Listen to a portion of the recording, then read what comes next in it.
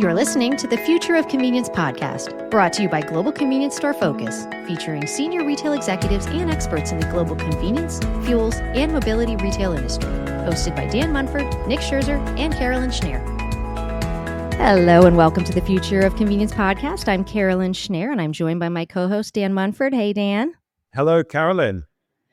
Good to see you again. So as all of our loyal listeners know, we just finished up what I think is the most impactful, most popular competition to find the best Foodvenience store in the world. And over the next few episodes, we're going to have the opportunity to talk with the leaders of those top 3 stores. So we announced the results on November 7th in a special episode and talked a lot on LinkedIn. So I encourage listeners to go back and take a listen to that show to learn more about the competition so that today we can focus on our guest. So Dan, tell us who we're talking to and why. Well, my pleasure. Well, the competition was amazing, wasn't it? I mean, it was a marathon here. I mean, it was so intense for so many months and such a big deal for us. And I think, for many of the participants too, lots of votes, over 9,000 votes, lots of media coverage. I mean, it's been reported, around the world, not just by us, of course. And I am very excited to talk to the second place winner in our competition. And that's second place out of 32 entries from 15 countries. That's a really, really big achievement. My good friend, Claudio, and Claudio is partner at FGC Fuels Marketing and is very kindly agreed to appear with us today and talk about the wonderful FGC line place canning in lovely Buenos Aires, Argentina. Welcome, Claudio. Hey, thank you, Dan. Thank you for hosting me here, and thank you, Caroline, as well. I'm very happy, and very happy even participated in the whole competition. And as a matter of fact, being able to achieve the second place for us is a fantastic achievement for a company like that. And just tell us a little bit about the reaction. So were you watching? We posted the video on LinkedIn online. We had 48 shares of that, reshares of that post, and hundreds of likes. Were you watching? Where did you hear the result, Claudia? Were you watching on LinkedIn, or did you? Tell us about that. Yeah, I was actually, it was a short night, I would say, because we were really expecting this would happen. So it was an early start here in the south in Buenos Aires. So I was in LinkedIn, and as the rest of my team and partners, and I couldn't believe my eyes, and because it was, wow, we are now the second best food convenience store in the world, and it was fantastic, and even for a very small and independent company like us in an environment that is, first of all, we were not used to compete. We were part of the world that we were never. We were. I mean, we normally visit the site that we compete to learn from, and then being part of that competition, it was a fantastic achievement for us. Happy. It was with. I remember it was with my wife. And she was shouting, and I was calling my daughter that studied in California, 5 hours late, and I say, "Dad, what's going on?" It was 3 a.m. here. It's just, it's just we made it, and it's and we know it's not about just because this is journey, but for us it was an inflection point. Then, and Caroline, it was very important, and maybe because we are a very young company, we have only 10 years. Imagine just competing with Marks and Spencer with 150 years of experience in England, a country that I admire on retailing, and with all the Irish competitors and the US.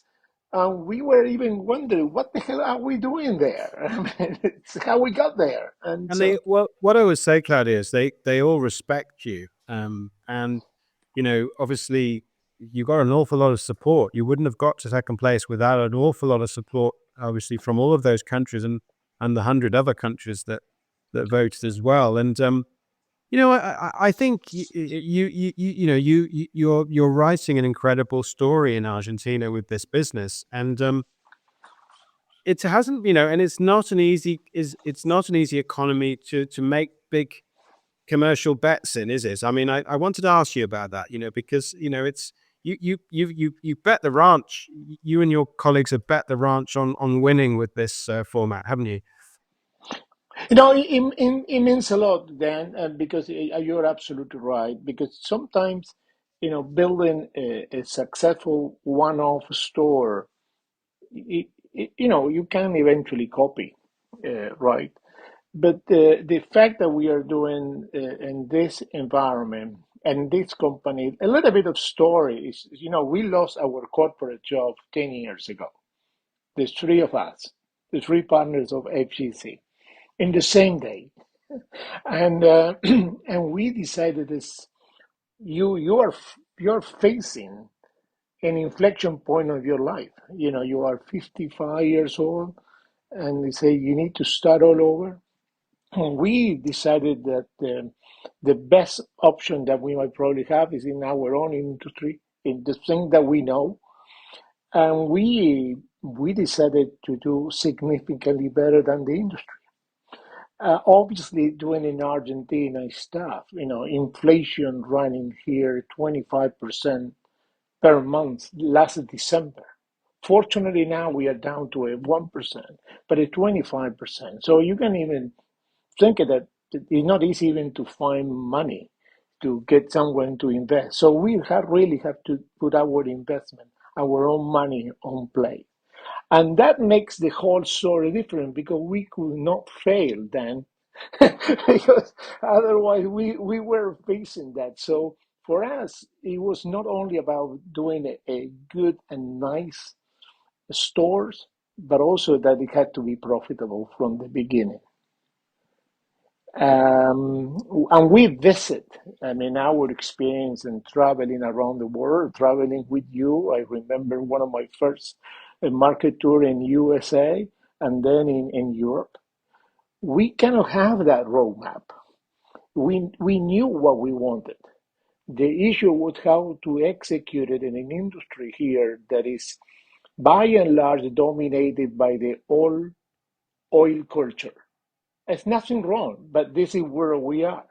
70% of our revenue or profit in our business come from fuels, selling gasoline.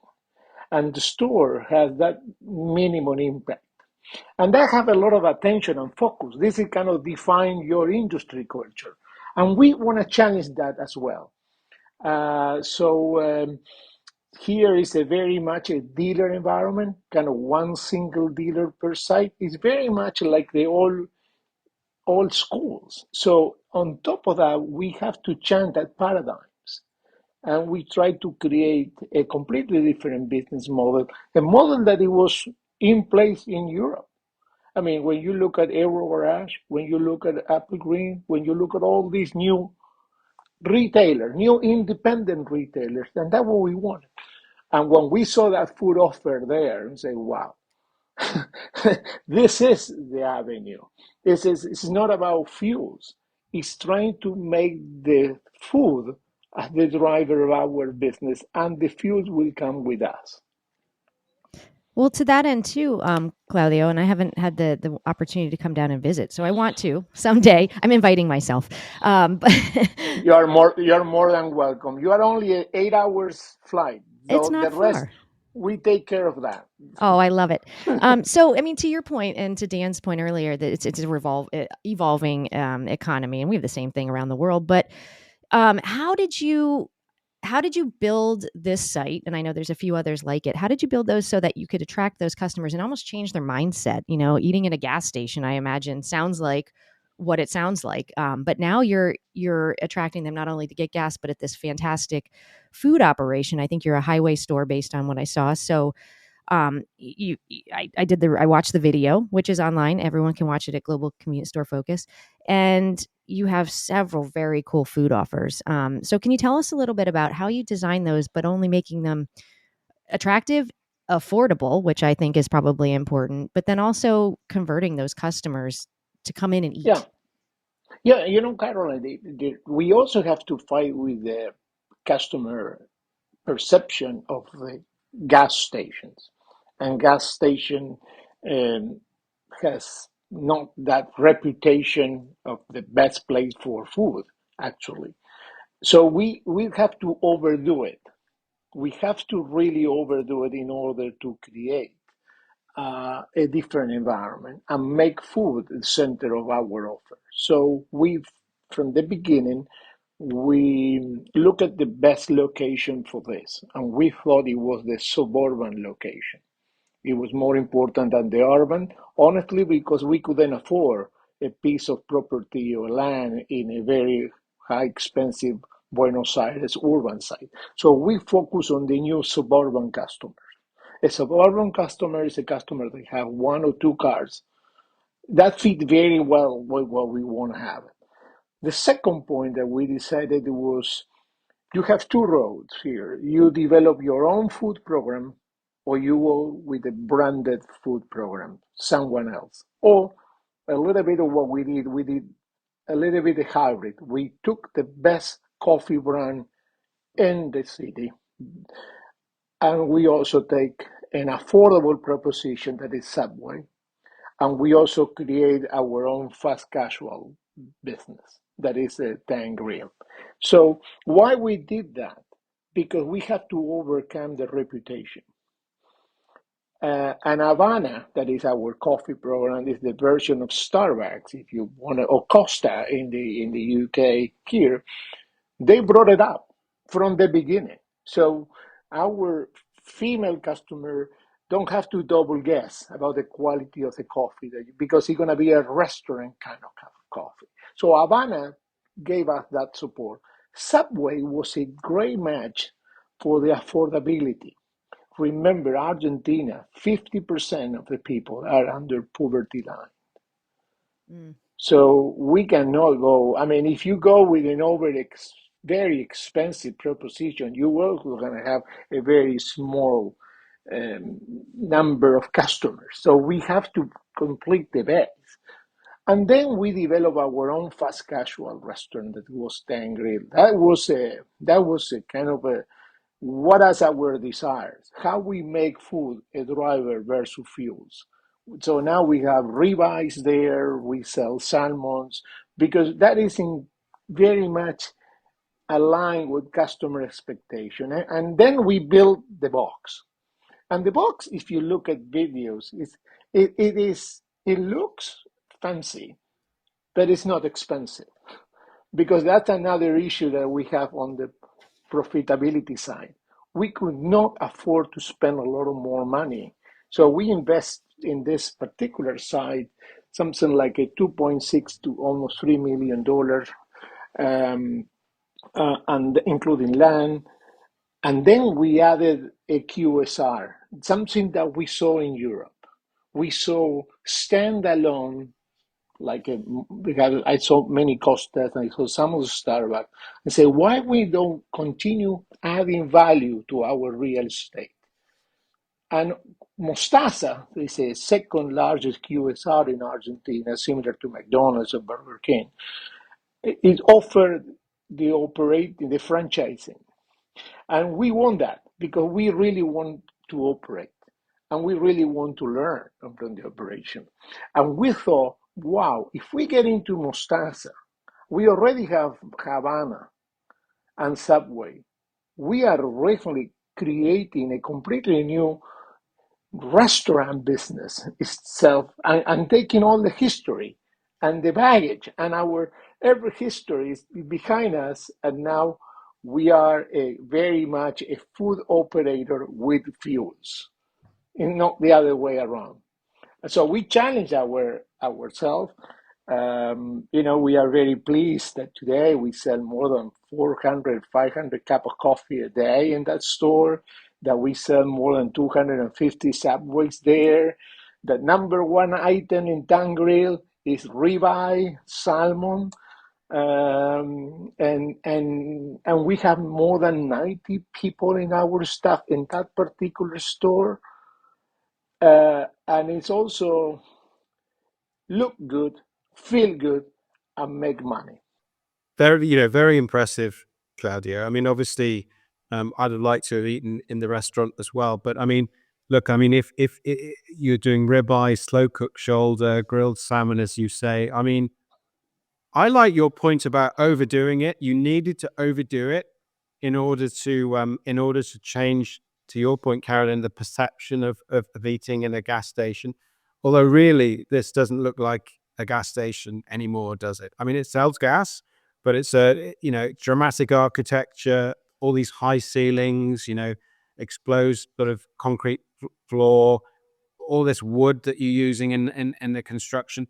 And yet, as you say, you have to make it um, efficient and affordable, in order to make sure that you're making profits for this. So, it's a big achievement. I think maybe we should ask you about some of the numbers and the impact that you've had on what is seen to be possible in the market, because as you shared, your profile, I think, attracted a lot of interest because you were very honest about your numbers. You shared a lot of the numbers, and I think that was, if you've got good numbers, you need to share them with these things, and you've got really, really good numbers. So, I mean, you're selling, I think 3 times as much. Is it 3 times as much motor fuel as the market average? Yeah, That's that's correct. That's absolutely correct. And it's interesting because that makes your point when you overdo it. You also overdo it on the other side of the fuels. It was very shocking. And maybe we knew it, but we didn't have that clear. The site is selling significant more fuels than our expectation. So we are selling 3 times the market average on fuels. But for me, more impressive is um, we are selling 6 times the average of the market on the stores. So the stores is down. I mean, I can do the numbers. The numbers in Argentina, when you compare with other part of the world, might not means a lot, but for us, it's absolutely a fortune that when you combine our stores sales, Mostaza and Lion Plate, we are very close to $400,000 a month. But you got to understand the price of tobacco here, just to put a reference, is about $3, or a bottle of Coca-Cola could be $1. So you have to do a lot of transaction in order to hit 300 or 400,000. About transactions, Mostaza, for example, brought us another 600 transaction. On top of that, we already have 1,000 transaction on the Lion Place. And also it's interesting because the drive-through in Mostaza, it brings 35% of that transaction are cars through the drive-through. So technically, then what we are doing, we have more opportunity for the fuels business as well. And that, this is a secret, but we are making a very good money now on fuels as well as we do in the stores. So we have now like a little bit of the best of both. And it's true.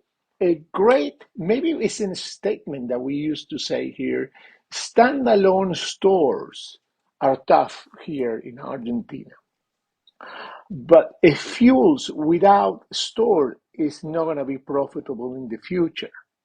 But what we know now, that a great C-store operation, Foodvenience operation, sells significantly more fuels. And our fuels is Shell.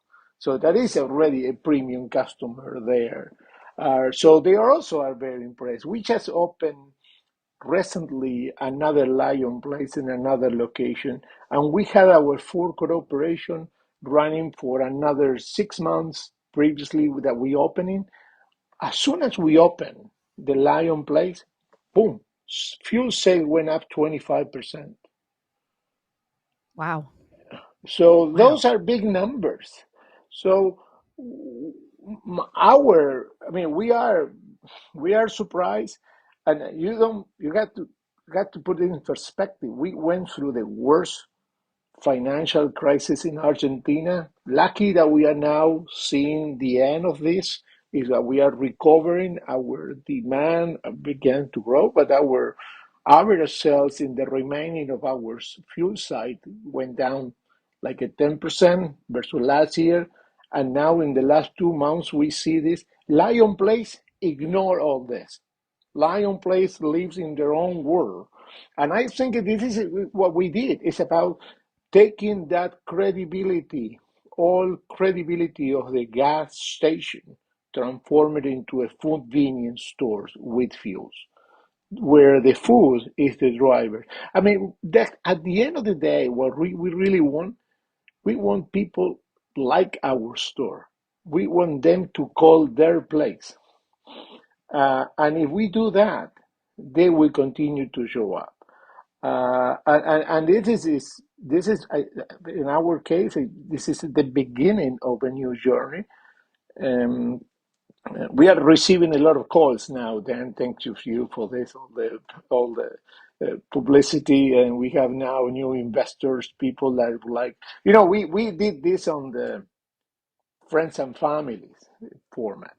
This is how we fund it. And I like to be open and clear about this, because when you compete with Apple Green, you compete with Eurogarage, and those are big guys. They're big pocket there. They can go to the bank and someone will receive it. It wasn't our case then. Yeah. nobody, nobody, Well, I nobody. mean, what I would say, Claudio, is that that's such a lovely story to hear, isn't it? Isn't it, Carolyn? And how you built this. Oh, and I've been in this industry a long time, and of course, I can remember when the Apple Green guys were quite small as well. And when the EG guys were quite small as well, and I knew them from not quite the early days, but pretty early on. When they were relatively small regional businesses.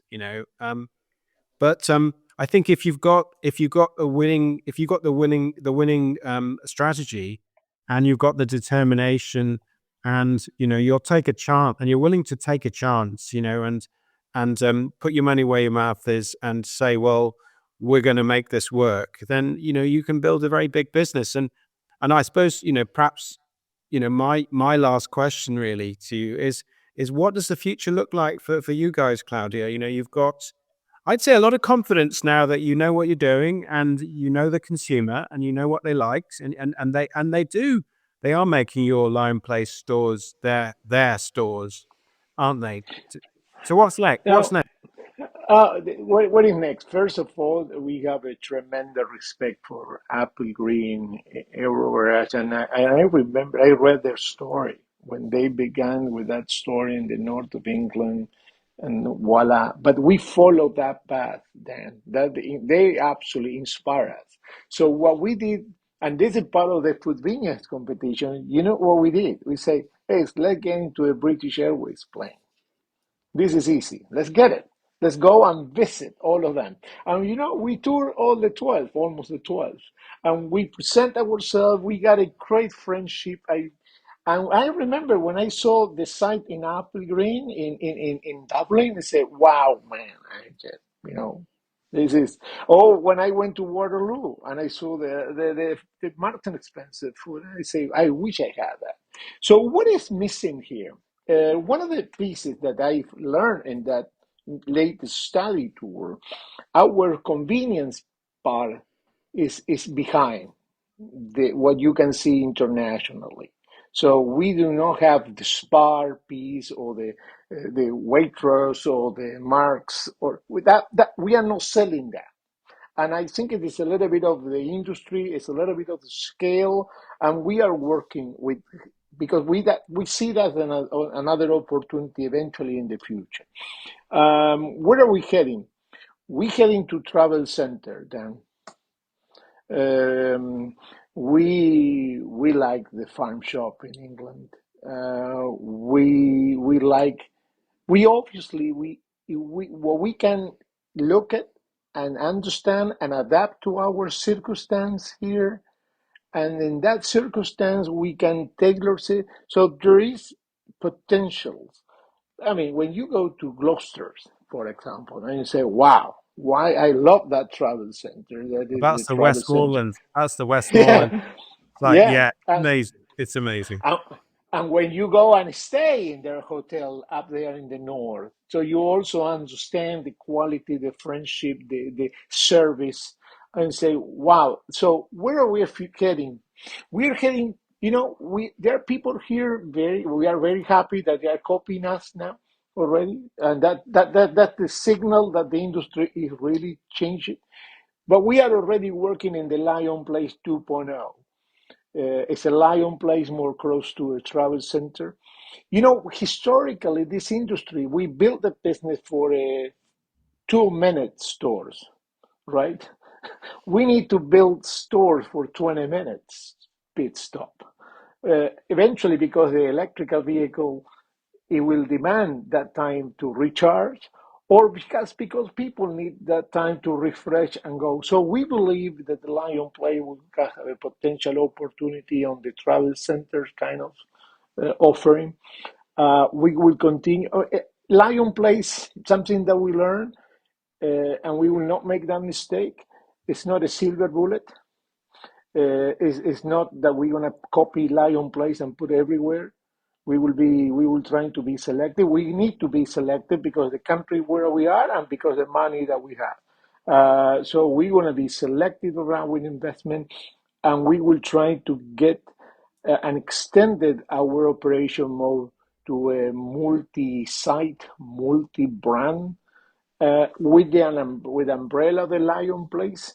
We who have a very strong pipeline. We are lucky now that people, some of the I mentioned about friends and family, and it's coming to Christmas, and we still have friends and family to celebrate. So that's a good signal for our investment program. They want to do more, and we might probably have more friends. Eventually, if Argentina's situation improve, we might probably go and find different level of financing for our project.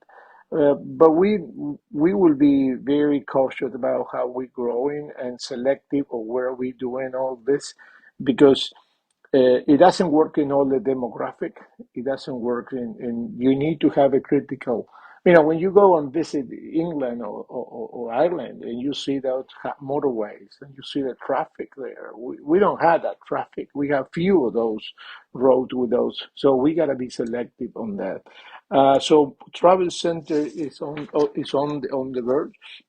Um, Maybe it's creating a concept that we are considering is Lion Place is store in one store. So how we build multiple stores in a big store and create a sense of experience. It maybe extended to more fresh food offering, like a community market, or what you call in the in the UK, the farm shops. Or I think there is an opportunity to connect with community, particularly in travel centers, when you get outside the big cities and you Yes. talk to those producers. I think we can connect that. We will continue visiting England, Ireland, Yeah, and maybe I mean, one of the things, Claudio, that that I always notice when I see a winning business is that there's always the next plan as well.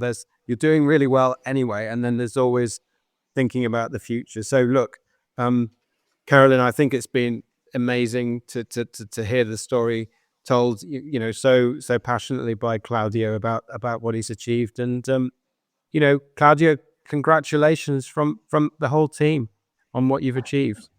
no, and thank you, because it was not a competition. It was the opportunity to share best practices, in my view. And for a lot of people that will probably listen to this podcast, I definitely invite every one of them to visit your site for a number of reasons. It's the best way to travel without moving from your country, because you get the best of the best there. Um, so thank you for having me. Thank you, Caroline, for having me here. It's been a pleasure, and you can always count on us Oh, that's here. I love to hear that you did your homework, and it's such a sharing industry all around the globe. Everyone wants to share, and like you said, we've got all those videos. It's a market tour of 32 different markets from around the world that you can take a look at and learn. And I love that you shared as much as you did, and I wish that this was a video podcast so everyone could see your fantastic smile, because you are just a pleasure to see and talk to and hear, and I'm so happy for you. So congratulations. So Thanks again, Claudio, for being with us. And thank you to the competition sponsors Invenco by GVR, the Mosley Group, and the Coca-Cola Company. And thank you for listening to The Future of Convenience. You've been listening to the Future of Convenience podcast, produced by Dan Munford, Nick Scherzer, Jenna Ferguson, and Lorraine Evans. It is produced, edited, and mixed by Carolyn Schnare, and music is provided by Jukebox Music. Tune in every other Friday for new episodes, and please subscribe on your favorite podcast platform. Learn more at globalconveniencestorefocus.co.uk.